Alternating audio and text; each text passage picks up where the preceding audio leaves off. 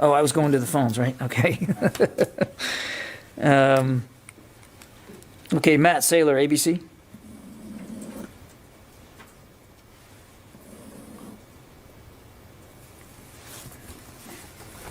Hi, John. Thanks for doing this. Yes, sir. A quick question on the coming UAP reports.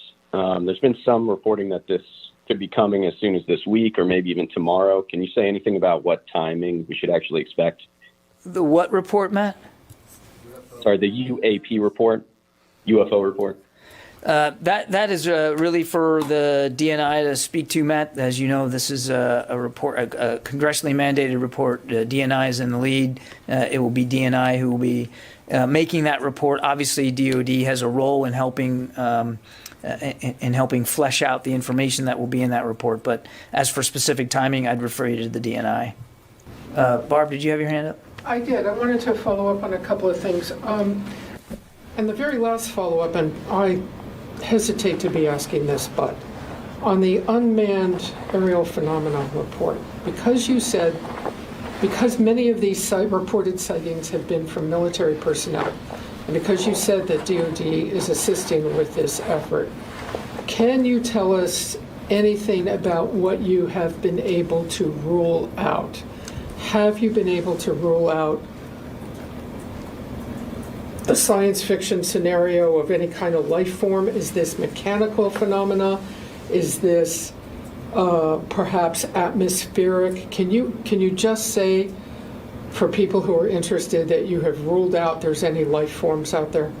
I would be getting ahead of a report that hasn't been submitted to Congress yet, and that's never a good idea for a spokesman in this town. So I don't want to get ahead of the report. And I refer you to DNI to speak to that. That you can rule out at this point. I am not going to get ahead of a report that this agency is not writing in response to a congressional mandate. That I would refer you to DNI for more detail about that. Thanks. I think I've got time for one more, and I apologize for the time crunch today, but I do have to get going here. Paul Shinkman from U.S. News.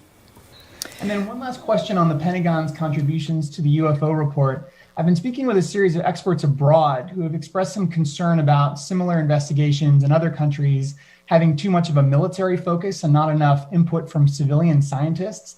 I wonder if that's a concern that the Pentagon has shared and whether that came up at all during this most recent review process. We're participating in a DNI-led study, again, mandated by Congress. We're providing context and information that we have on these phenomena, and our focus is on supporting the DNI's efforts to produce this report. That's where our focus is, and again, that's our lane. That's our place to be in, is to provide the kind of context that we have and the information that we have to help the DNI produce this report for Congress. Thanks, everybody. Sorry, I got to rush.